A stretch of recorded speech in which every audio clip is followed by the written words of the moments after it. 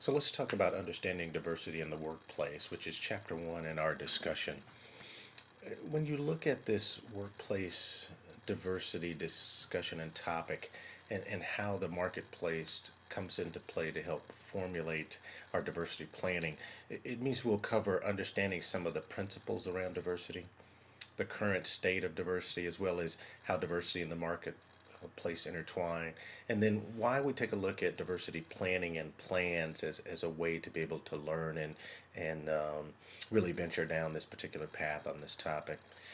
Understanding diversity means that really we have a pretty good handle from a foundation standpoint on affirmative action, cultural diversity, cultural competence, and of course, last but not least, cultural proficiency.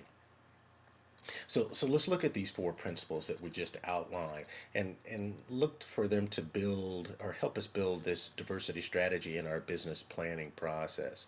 If we look at the strategy that we want to deploy in our diversity plan, we've got to look at affirmative action, and we'll go into some detail on each one of these. We have to incorporate cultural diversity, cultural competence, and cultural proficiency.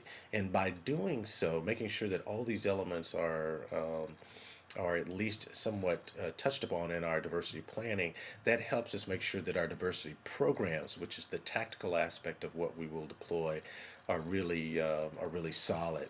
So this begs the question, why should we even be interested in diversity planning? Well, when you look at the United States and our diverse background, one of the most diverse cultures and societies in the world, and our migration and immigration in this country, in order to handle things from a nationwide perspective and a global influence perspective, we really need to be able to plan.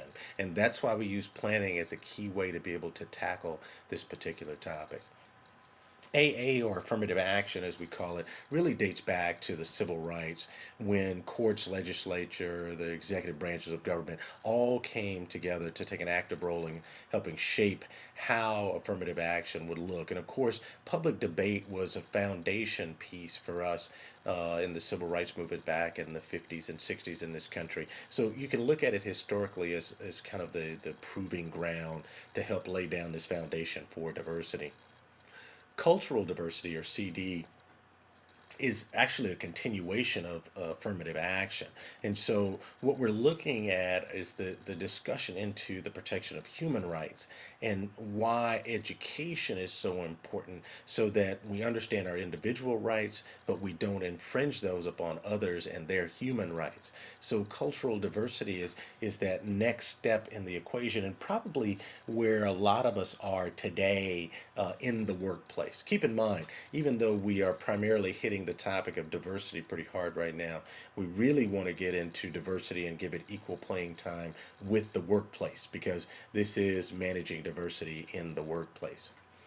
Cultural competence then really is about sustained performance for the business, looking to incorporate the beliefs, the value systems, communication, and a reward system into the environment, and then try to build the respect and appreciation in the workplace that's necessary for the workplace to thrive.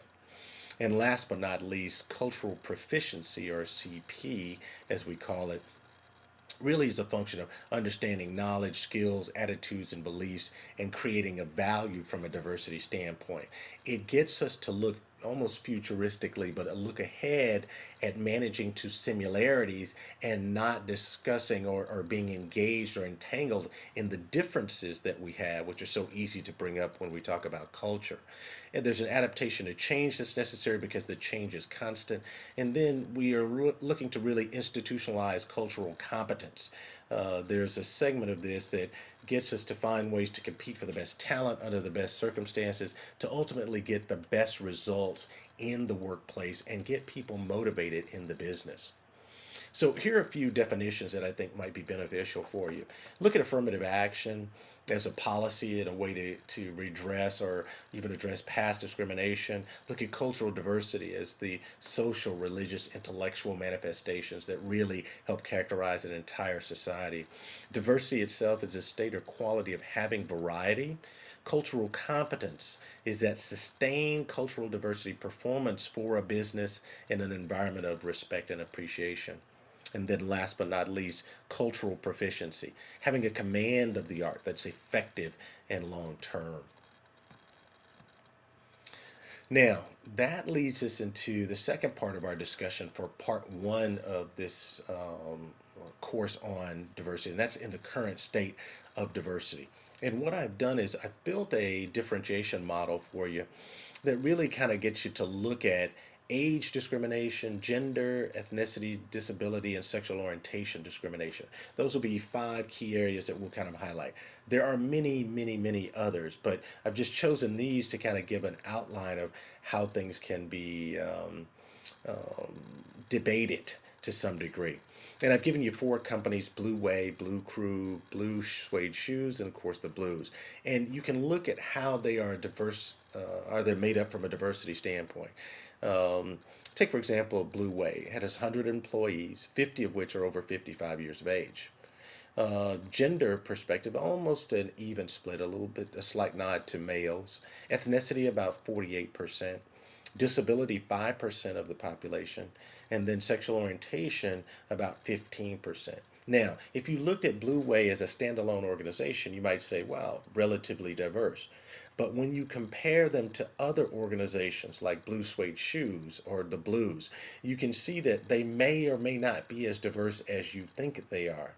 So in this particular situation, look at this model to help you understand that the framework you operate within from a diversity standpoint may not be as strong as you think it is, and primarily may not have the diversity programs necessary to help you build strategy, to help you make sure that you can implement your programs, and most importantly, to help you make sure that from an execution standpoint, your plan can be implemented. So, age discrimination.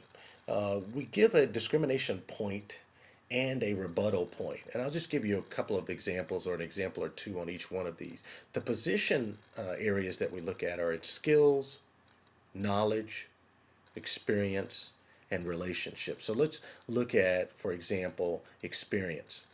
This is tangible experience is the discrimination point that is left by the wayside when personnel or people leave their prime because they're, quote, older. But the rebuttal to this is that most dramatic shortage of leadership leaving the workplace is obvious, and customer-facing positions we're losing. So even though we may think that a person is no longer in their prime and may consider some level of discrimination being pointed against them as a result of that, the rebuttal point is very strong in that we have a tremendous amount of leadership, tremendous amount of customer-facing opportunities that are leaving the workplace with that experience as well. Let's look at another example from a gender standpoint. And so the positions are balance of life, advancement, and stigma. So the discrimination point, or one might be that when we look at balance of life, is that women are not ready to have both a career and a family. Well, the rebuttal to that is that 51% of today's entrepreneurs are women. 51% of the workforce or better is being held down by women.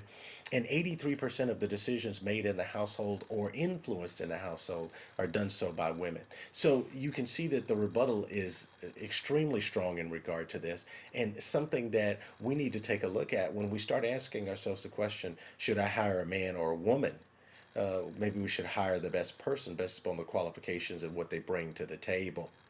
If we move forward to the ethnicity question in regard to discrimination, the position points are identification, public scrutiny, and negative stereotypes. Now, the discrimination point under public scrutiny is that the media pretty much portrays an accurate depiction of race in this country. The rebuttal is that no, they don't necessarily do that, because in the workplace, people tend to focus on the work that they can do, or they should, versus who the person is. So you see again, the rebuttal point is a strong one in this area, and another area or another source of opportunity for us when we start putting together our diversity programs. The disability discrimination point comes up, and it really has positions that are similarities, visibility, and communication. And so, from a visibility standpoint, the discrimination point is that if I can see the disability, then I know how to adjust to it. Well, the rebuttal to that is that most disabilities are not visible. And so, how would you be able to make or pass any judgment?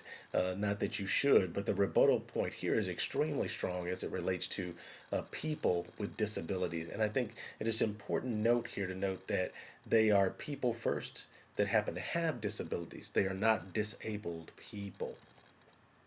And last but not least, sexual orientation discrimination. And so, is this a public concern or is this a private concern?